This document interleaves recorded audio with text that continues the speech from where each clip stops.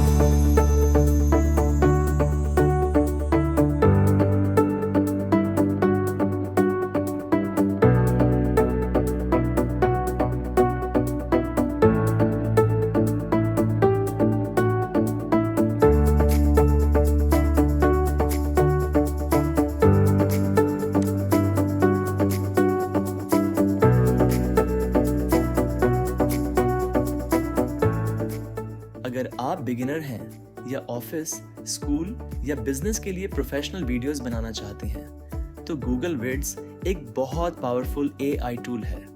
अगर वीडियो पसंद आए तो लाइक ज़रूर करें, चैनल को सब्सक्राइब करें और बेल आइकन प्रेस करना मत भूलिए। मिलते हैं नेक्स्ट इन्फॉर्मेटिव वीडियो में।